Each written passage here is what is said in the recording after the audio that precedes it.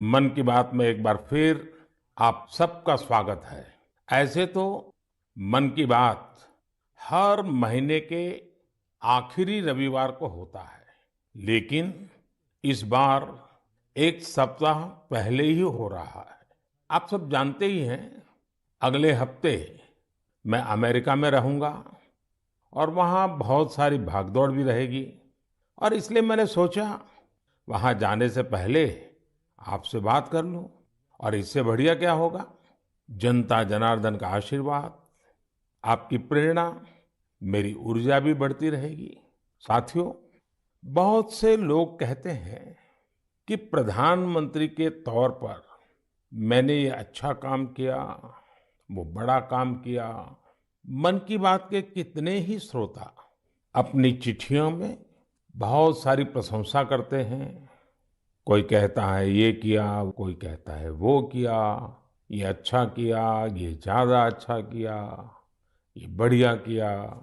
लेकिन मैं जब भारत के सामान्य मानवी के प्रयास, उनकी मेहनत, उनकी इच्छा शक्ति को देखता हूं तो खुद अपने आप अभिभूत हो जाता हूं। बड़े से बड़ा लक्ष्य हो, कठिन से कठिन चुनौती हो, भारत के लोगों का सामूहिक बल, सामूहिक शक्ति हर चुनौती का हल निकाल देता है। अभी हमने 2-3 दिन पहले देखा कि देश के पश्चिमी छोर पर कितना बड़ा साइक्लोन आया। तेज चलने वाली हवाएं, तेज बारिश, साइक्लोन बिपरजॉय ने कच्छ में कितना कुछ तहस नहस कर दिया। लेकिन कच्छ के लोगों ने जिस हिम्मत और तैयारी के साथ इतने खतरनाक साइक्लोन का मुकाबला किया, वो भी उतना ही अभूतपूर्व है। 2 दिन बाद ही कच्छ के लोग अपना नया वर्ष यानी आषाढ़ी बीज भी मनाने जा रहे हैं। ये भी संयोग है कि आषाढ़ी बीज कच्छ में वर्षा की शुरुआत का प्रतीक माना जाता है। मैं इतने साल कच्छ आता जाता रहा हूँ, वहाँ के लोगों की सेवा करने का मुझे सौभाग्य भी मिला है और इसके लिए कच्छ के लोगों का हौसला और उनकी जिजीविषा के बारे में मैं अच्छी तरह जानता हूँ। 2 दशक पहले के विनाशकारी भूकंप के बाद जिस कच्छ के बारे में कहा जाता था वो कभी उठ नहीं पाएगा, आज वही जिला देश के तेजी से विकसित होते जिलों में से एक है। मुझे विश्वास है साइक्लोन बिपरजॉय ने जो तबाही मचाई है, उससे भी कच्छ के लोग बहुत तेजी से उभर जाएंगे। साथियों, प्राकृतिक आपदाओं पर किसी का जोर नहीं होता, लेकिन बीते वर्षों में भारत ने आपदा प्रबंधन की जो ताकत विकसित की है, वो आज एक उदाहरण बन रही है। प्राकृतिक आपदाओं से मुकाबला करने का एक बड़ा तरीका है प्रकृति का संरक्षण। आजकल मॉनसून के समय में तो इस दिशा में हमारी जिम्मेदारी और भी बढ़ जाती है। इसीलिए ही आज देश कैच द रेन जैसे अभियानों के जरिए सामूहिक प्रयास कर रहा है। पिछले महीने मन की बात में ही हमने जल संरक्षण से जुड़े स्टार्टअप्स की चर्चा की थी। इस बार भी मुझे चिट्ठी लिखकर कई ऐसे लोगों के बारे में बताया गया है जो पानी की एक एक बूंद बचाने के लिए जी जान से लगे हैं। ऐसे ही एक साथी हैं यूपी के बांदा जिले के तुलसीराम यादव जी। तुलसीराम यादव जी लुकतरा ग्राम पंचायत के प्रधान है। आप भी जानते हैं कि बांदा और बुंदेलखंड क्षेत्र में पानी को लेकर कितनी कठिनाइयां रही है। इस चुनौती से पार पाने के लिए तुलसीराम जी ने गांव के लोगों को साथ लेकर इलाके में 40 से ज्यादा तालाब बनवाए हैं। तुलसीराम जी ने अपनी मुहिम का आधार बनाया है खेत का पानी खेत में, गांव का पानी गांव में। आज उनकी मेहनत का ही नतीजा है कि उनके गांव में भूजल स्तर सुधर रहा है। ऐसे ही यूपी के हापुड़ जिले में लोगों ने मिलकर के एक विलुप्त नदी को पुनर्जीवित किया है। यहाँ काफी समय पहले नीम नाम की एक नदी हुआ करती थी। समय के साथ वो लुप्त हो गई, लेकिन स्थानीय स्मृतियां और जन कथाओं में उसे हमेशा याद किया जाता रहा। आखिरकार लोगों ने अपनी इस प्राकृतिक धरोहर को फिर से सजीव करने की ठानी। लोगों के सामूहिक प्रयास से अब नीम नदी फिर से जीवंत होने लगी है। नदी के उद्गम स्थल को अमृत सरोवर के तौर भी विकसित किया जा रहा है। साथियों, ये नदी, नहर, सरोवर, ये केवल जल स्रोत ही नहीं होते हैं, बल्कि इनसे जीवन के रंग और भावनाएं भी जुड़ी होती हैं। ऐसा ही एक दृश्य अभी कुछ ही दिन पहले महाराष्ट्र में देखने को मिला। ये इलाका ज्यादातर सूखे की चपेट में रहता है। 5 दशक के इंतजार के बाद यहाँ नीलवंडे डैम की कैनाल का काम अब पूरा हो रहा है। कुछ दिन पहले टेस्टिंग के दौरान कैनाल में पानी छोड़ा गया था। इस दौरान जो तस्वीरें आई वो वाकई भावुक करने वाली थी। गांव के लोग ऐसे झूम रहे थे जैसे होली दिवाली का त्योहार हो। साथियों, जब प्रबंधन की बात हो रही है तो मैं आज छत्रपति शिवाजी महाराज को भी याद करूंगा। छत्रपति शिवाजी महाराज की वीरता के साथ ही उनकी गवर्नेंस और उनके प्रबंध कौशल से भी बहुत कुछ सीखने को मिलता है। विशेषकर जल प्रबंधन और नौसेना को लेकर छत्रपति शिवाजी महाराज ने जो कार्य किए वो आज भी भारतीय इतिहास का गौरव बढ़ाते हैं। उनके बनाए जल दुर्ग इतनी शताब्दियों बाद भी समंदर के बीच में आज भी शान से खड़े हैं। इस महीने की शुरुआत में ही छत्रपति शिवाजी महाराज के राज्याभिषेक के 350 वर्ष पूरे हुए हैं। इस अवसर को एक बड़े पर्व के रूप में मनाया जा रहा है। इस दौरान महाराष्ट्र के रायगढ़ किले में इससे जुड़े भव्य कार्यक्रमों का आयोजन किया गया। मुझे याद है, कई वर्ष पहले 2014 में मुझे रायगढ़ जाने, उस पवित्र भूमि को नमन करने का सौभाग्य मिला था। ये हम सबका कर्तव्य है कि उस अवसर पर हम छत्रपति शिवाजी महाराज के प्रबंध कौशल को जानें, उनसे सीखें। इससे हमारे भीतर हमारी विरासत पर गर्व का बोध भी जगेगा और भविष्य के लिए कर्तव्यों की प्रेरणा भी मिलेगी।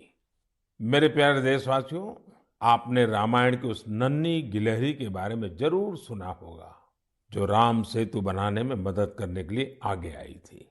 कहने का मतलब ये कि जब नीयत साफ हो, प्रयासों में ईमानदारी हो, तो फिर कोई भी लक्ष्य कठिन नहीं रहता।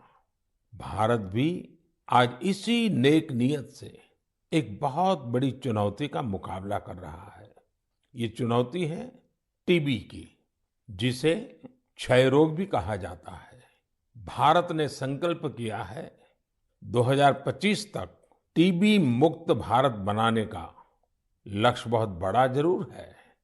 एक समय था जब टीबी का पता चलने के बाद परिवार के लोग ही दूर हो जाते थे, लेकिन ये आज का समय है जब टीबी के मरीज को परिवार का सदस्य बनाकर उनकी मदद की जा रही है।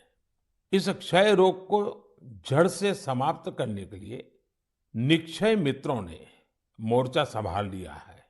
देश में बहुत बड़ी संख्या में विभिन्न सामाजिक संस्थाएं निक्षय मित्र बनी हैं। गांव देहात में, पंचायतों में हजारों लोगों ने खुद आगे आकर टीबी मरीजों को गोद लिया है। कितने ही बच्चे हैं जो टीबी मरीजों की मदद के लिए आगे आए हैं। ये जन भागीदारी ही इस अभियान की सबसे बड़ी ताकत है। इसी भागीदारी की वजह से आज देश में 10 लाख से ज्यादा टीबी मरीजों को गोद लिया जा चुका है। और ये पुण्य का काम किया है करीब करीब 85,000 निक्षय मित्रों ने।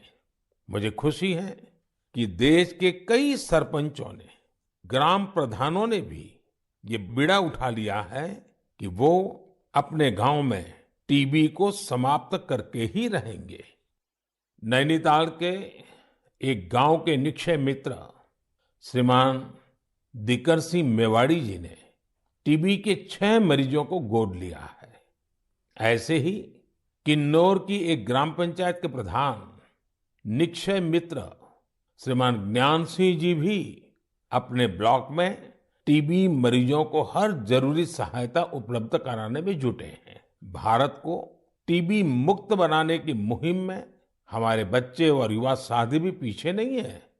हिमाचल प्रदेश के ऊना की 7 साल की बेटी नलिनी सिंह का कमाल देखिए। बिटिया नलिनी अपनी पॉकेट मनी से टीबी मरीजों की मदद कर रही है। आप जानते हैं कि बच्चों को गुल्लक से कितना प्यार होता है, लेकिन एमपी के कटनी जिले की 13 साल की मीनाक्षी और पश्चिम बंगाल के डायमंड हार्बर के 11 साल के बश्वर मुखर्जी दोनों ही कुछ अलग ही बच्चे हैं। इन दोनों बच्चों ने अपने गुल्लक के पैसे भी टीबी मुक्त भारत के अभियान में लगा दिए हैं। ये सभी उदाहरण भावुकता से भरे होने के साथ ही बहुत प्रेरक भी हैं। कम उम्र में बड़ी सोच रखने वाले इन सभी बच्चों की मैं हृदय से प्रशंसा करता हूं। मेरे प्यारे देशवासियों, हम भारतवासियों का स्वभाव होता है कि हम हमेशा नए विचारों के स्वागत के लिए तैयार रहते हैं। हम अपनी चीजों से प्रेम करते हैं और नई चीजों को आत्मसात भी करते हैं। इसी का एक उदाहरण है जापान की तकनीक मियावाकी। अगर किसी जगह की मिट्टी उपजाऊ नहीं रही हो तो मियावाकी तकनीक उस क्षेत्र को फिर से हरा भरा करने का बहुत अच्छा तरीका होती है। मियावाकी जंगल तेजी से फैलते हैं और 2-3 दशक में जैव विविधता का केंद्र बन जाते हैं। अब इसका प्रसार बहुत तेजी से भारत के भी अलग अलग हिस्सों में हो रहा है। हमारे यहाँ केरला के एक टीचर श्रीमान राफी रामनाथ जी ने इस तकनीक से एक इलाके की तस्वीर ही बदल दी। दरअसल रामनाथ जी अपने स्टूडेंट्स को प्रकृति और पर्यावरण के बारे में गहराई से समझाना चाहते थे। इसके लिए उन्होंने एक हर्बल गार्डन ही बना डाला। उनका ये गार्डन अब एक बायोडायवर्सिटी जोन बन चुका है। उनकी इस कामयाबी ने उन्हें और भी प्रेरणा दी। इसके बाद राफी जी ने मियावाकी तकनीक से एक मिनी फॉरेस्ट यानी छोटा जंगल और इसे नाम दिया विद्यावनम। अब इतना खूबसूरत नाम तो एक शिक्षक ही रख सकता है, विद्यावनम। रामनाथ जी के इस विद्यावनम में छोटी सी जगह में 115 वैरायटीज के 450 से अधिक पेड़ लगाए गए। उनके स्टूडेंट्स भी इनके रखरखाव में उनका हाथ बटाते हैं। इस खूबसूरत जगह को देखने के लिए आसपास के स्कूली बच्चे, आम नागरिक काफी भीड़ उमड़ती है। मियावाकी जंगलों को किसी भी जगह, यहाँ तक कि शहरों में भी आसानी से उगाया जा सकता है। कुछ समय पहले ही मैंने गुजरात में केवड़िया एकता नगर में मियावाकी फॉरेस्ट का उद्घाटन किया था। कच्छ में भी 2001 के भूकंप में मारे गए लोगों की याद में मियावाकी पद्धति से स्मृति वन बनाया गया है। कच्छ जैसी जगह पर इसका सफल होना ये बताता है कि मुश्किल से मुश्किल प्राकृतिक परिवेश में भी ये तकनीक कितनी प्रभावी है। इसी तरह अंबाजी और पावागढ़ में भी मियावाकी मेथड से पौधे लगाए गए हैं। मुझे पता चला है कि लखनऊ के अलीगंज में भी एक मियावाकी उद्यान तैयार किया जा रहा है। पिछले 4 साल में मुंबई और उसके आसपास के इलाकों में ऐसे 60 से ज्यादा जंगलों पर काम किया गया है। अब तो ये टेक्निक पूरी दुनिया में पसंद की जा रही है। सिंगापुर, पेरिस, ऑस्ट्रेलिया, मलेशिया जैसे कितने ही देशों में इसका बड़े पैमाने पर उपयोग हो रहा है। मैं देशवासियों से, खासकर शहरों में रहने वाले लोगों से आग्रह करूंगा कि वे मियावाकी पद्धति के बारे में जरूर जानने का प्रयास करें। इसके जरिए आप अपनी धरती और प्रकृति को हरा भरा और स्वच्छ बनाने में अमूल्य योगदान दे सकते हैं। मेरे प्यारे देशवासियों, आजकल हमारे देश में जम्मू कश्मीर की खूब चर्चा होती है। कभी बढ़ते पर्यटन के कारण, तो कभी G20 के शानदार आयोजनों के कारण।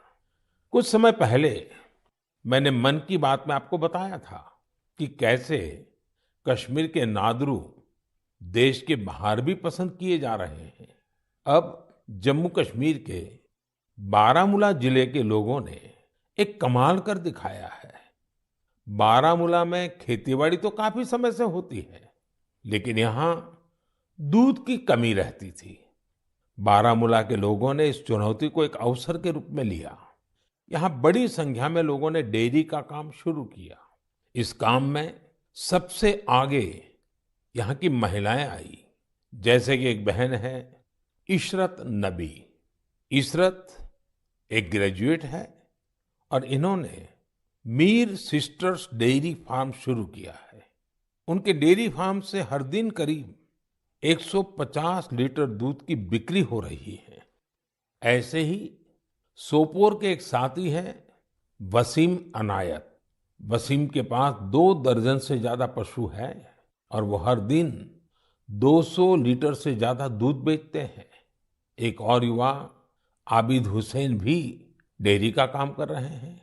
इनका काम भी खूब आगे बढ़ रहा है।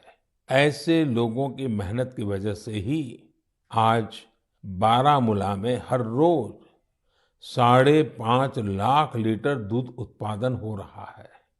पूरा बारामूला एक नई श्वेत क्रांति की पहचान बन रहा है। पिछले 2.5-3 वर्षों में यहाँ 500 से ज्यादा डेयरी यूनिट्स लगी हैं। बारामूला की डेयरी इंडस्ट्री इस बात की गवाह है कि हमारे देश का हर हिस्सा कितनी संभावनाओं से भरा हुआ है। किसी क्षेत्र के लोगों की सामूहिक इच्छा शक्ति कोई भी लक्ष्य प्राप्त करके दिखा सकती है। मेरे प्यारे देशवासियों, इसी महीने खेल जगत से भारत के लिए कई बड़ी खुशखबरियां आई हैं। भारत की टीम ने पहली बार विमेन्स जूनियर एशिया कप जीतकर तिरंगे की शान बढ़ाई है। इसी महीने हमारी मेंस हॉकी टीम ने भी जूनियर एशिया कप जीता है। इसके साथ ही हम इस टूर्नामेंट के इतिहास में सबसे अधिक जीत दर्ज करने वाले टीम भी बन गए हैं। जूनियर शूटिंग वर्ल्ड कप, उसमें भी हमारी जूनियर टीम ने भी कमाल कर दिया। भारतीय टीम ने इस टूर्नामेंट में पहला स्थान हासिल किया है। इस टूर्नामेंट में कुल जितने गोल्ड मेडल थे, उसमें से 20% अकेले भारत के खाते में आए हैं। इसी जून में एशियन अंडर-20 एथलेटिक चैंपियनशिप भी हुई। इसमें भारत पदक तालिका में 45 देशों में टॉप 3 में रहा। साथियों, पहले एक समय होता था जब हमें अंतर्राष्ट्रीय आयोजनों के बारे में पता तो चलता था, लेकिन उनमें अक्सर भारत का कहीं कोई नाम नहीं होता था।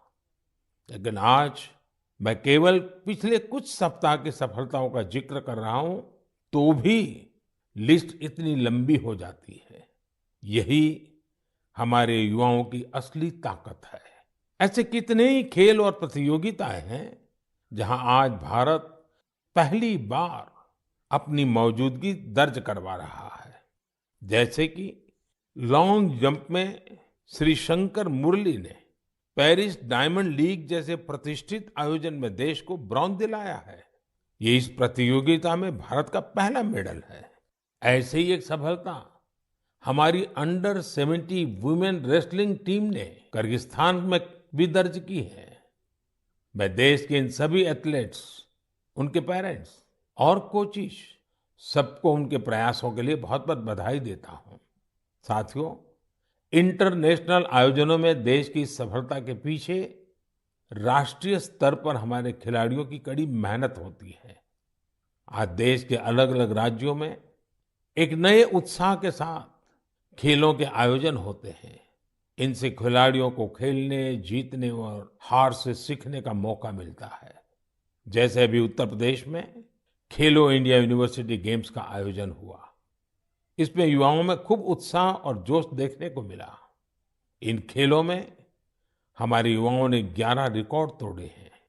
इन खेलों में पंजाब यूनिवर्सिटी, अमृतसर की गुरु नानक देव यूनिवर्सिटी और कर्नाटका की जैन यूनिवर्सिटी मेडल टैली में पहले 3 स्थानों पर रही है। साथियों, ऐसे टूर्नामेंट्स का एक बड़ा पहलू यह भी होता है कि इनसे युवा खिलाड़ियों की कई इंस्पायरिंग स्टोरीज भी सामने आती हैं। खेलो इंडिया यूनिवर्सिटी गेम्स में रोविंग स्पर्धा में असम की कॉटन यूनिवर्सिटी के अन्यतम राजकुमार ऐसे पहले दिव्यांग खिलाड़ी बने जिन्होंने इसमें हिस्सा लिया। बरकतुल्ला यूनिवर्सिटी की निधि पवैया घुटने में गंभीर चोट के बावजूद शॉटपुट में गोल्ड मेडल जीतने में कामयाब रही। सावित्रीबाई फूले पुणे यूनिवर्सिटी के शुभम भंडारे को एंकल इंजरी के चलते पिछले साल बेंगलुरु में निराशा हाथ लगी थी, लेकिन इस बार वे स्टेपल चेस के गोल्ड मेडलिस्ट बने हैं। बर्दवान यूनिवर्सिटी की सरस्वती कुंडू अपनी कबड्डी टीम की कैप्टन है। वे कई मुश्किलों को पार कर यहाँ तक पहुंची है। बेहतरीन प्रदर्शन करने वाले बहुत सारे एथलीट्स को टॉप स्कीम से भी बहुत मदद मिल रही है। हमारे खिलाड़ी जितना खेलेंगे उतना ही खिलेंगे। मेरे प्यारे देशवासियों, 21 जून भी अब आ ही गई है। इस बार भी विश्व के कोने-कोने में लोग अंतर्राष्ट्रीय योग दिवस का उत्सुकता से इंतजार कर रहे हैं। इस वर्ष योग दिवस की थीम है योगा फॉर वसुधैव कुटुंबकम, यानी एक विश्व एक परिवार के रूप में सबके कल्याण के लिए योग। यह योग की उस भावना को व्यक्त करता है जो सबको जोड़ने वाली और साथ लेकर चलने वाली है। हर बार की तरह इस बार भी देश के कोने-कोने में योग से जुड़े कार्यक्रम आयोजित किए जाएंगे। साथियों, इस बार मुझे न्यूयॉर्क के संयुक्त राष्ट्र मुख्यालय यूएन में होने वाले योग दिवस कार्यक्रम में शामिल होने का अवसर मिलेगा। मैं देख रहा हूं कि सोशल मीडिया पर भी योग दिवस को लेकर गजब का उत्साह दिख रहा है। साथियों, मेरा आप सभी से आग्रह है कि आप योग को अपने जीवन में जरूर अपनाएं, इसे अपनी दिनचर्या का हिस्सा बनाएं।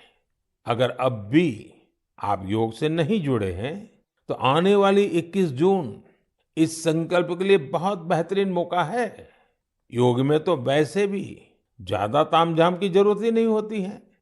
देखिए, जब आप योग से जुड़ेंगे तो आपके जीवन में कितना बड़ा परिवर्तन आएगा। मेरे प्यारे देशवासियों, परसों यानी 20 जून को ऐतिहासिक रथ यात्रा का दिन है। रथ यात्रा की पूरी दुनिया में एक विशिष्ट पहचान है।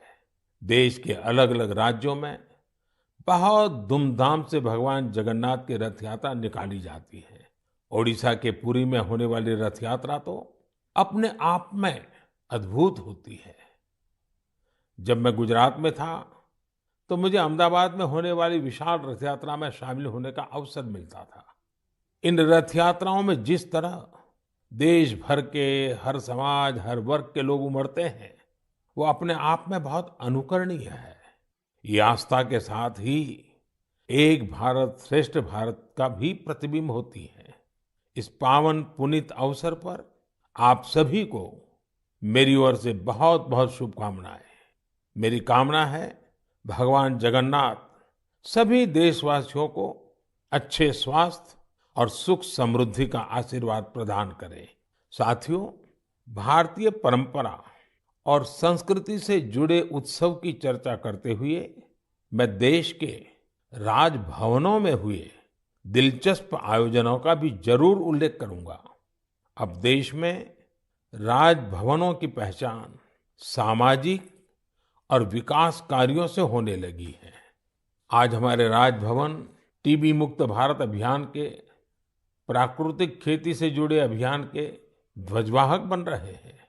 बीते समय में गुजरात हो, गोवा हो, तेलंगाना हो, महाराष्ट्र हो, सिक्किम हो, इनके स्थापना दिवस को अलग-अलग राजभवनों ने जिस उत्साह के साथ सेलिब्रेट किया, वो अपने आप में एक मिसाल है।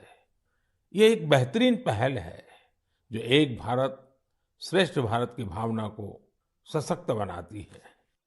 साथियों, भारत लोकतंत्र की जननी है, मदर ऑफ डेमोक्रेसी है। हम अपने लोकतांत्रिक आदर्शों को सर्वोपरि मानते हैं, अपने संविधान को सर्वोपरि मानते हैं। इसलिए हम 25 जून को भी कभी भुला नहीं सकते।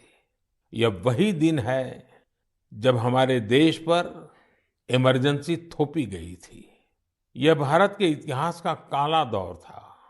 लाखों लोगों ने इमरजेंसी का पूरी ताकत से विरोध किया था। लोकतंत्र के समर्थकों पर उस दौरान इतना अत्याचार किया गया, इतनी यातनाएं दी गई कि आज भी मन सिहर उठता है। इन अत्याचारों पर, पुलिस और प्रशासन द्वारा दी गई सजाओं पर बहुत सी पुस्तकें लिखी गई हैं। मुझे भी संघर्ष में गुजरात नाम से एक किताब लिखने का उस समय मौका मिला था। कुछ दिनों पहले ही इमरजेंसी पर लिखी एक और किताब मेरे सामने आई, जिसका शीर्षक है torture of political prisoners in India. Emergency के दौरान छपी इस पुस्तक में वर्णन किया गया है कि कैसे उस समय की सरकार लोकतंत्र के रखवालों से क्रूरतम व्यवहार कर रही थी। इस किताब में ढेर सारी केस स्टडीज हैं, बहुत सारे चित्र हैं। मैं चाहूंगा कि आज जब हम आजादी का अमृत महोत्सव मना रहे हैं, तो देश की आजादी को खतरे में डालने वाले ऐसे अपराधों का भी जरूर अवलोकन करें। इससे आज की युवा पीढ़ी को लोकतंत्र के मायने और उसकी अहमियत समझने में और ज्यादा आसानी होगी। मेरे प्यारे देशवासियों, मन की बात रंग बिरंगे मोतियों से सजी एक सुंदर माला है, जिसका हर मोती अपने आप में अनूठा और अनमोल है।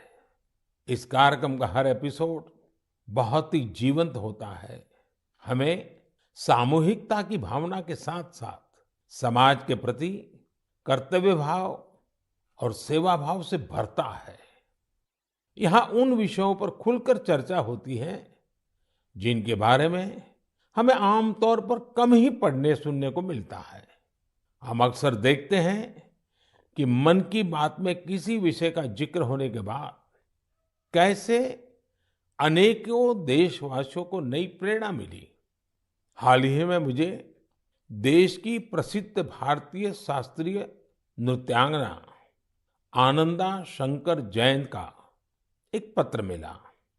अपने पत्र में उन्होंने मन की बात के उस एपिसोड के बारे में लिखा है जिसमें हमने स्टोरी टेलिंग के बारे में चर्चा की थी। उस कार्यक्रम में हमने इस फील्ड से जुड़े लोगों की प्रतिभा को एक्नॉलेज किया था। मन की बात के उस कार्यक्रम से प्रेरित होकर आनंदा शंकर जयंत ने कुट्टी कहानी तैयार की है।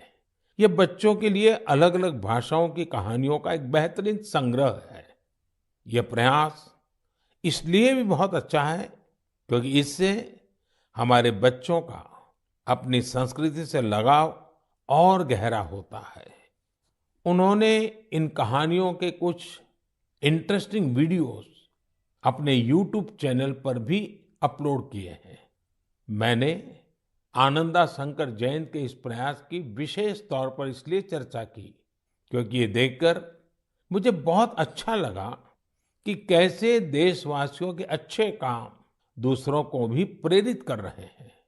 इससे सीखकर वे भी अपने हुनर से देश और समाज के लिए कुछ बेहतर करने की कोशिश करते हैं।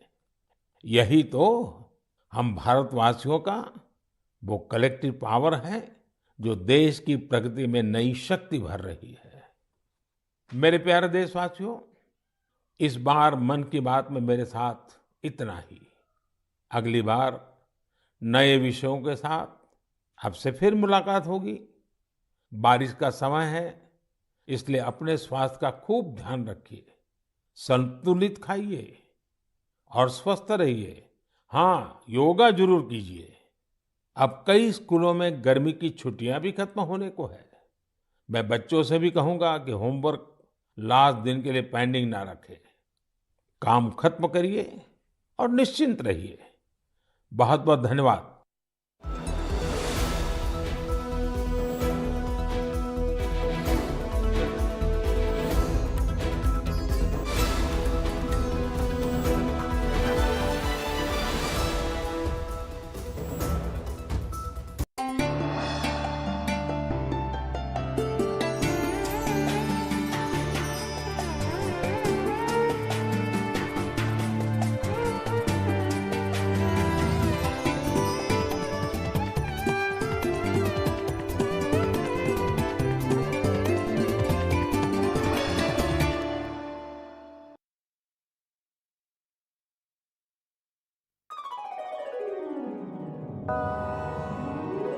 सर्व सद्गुण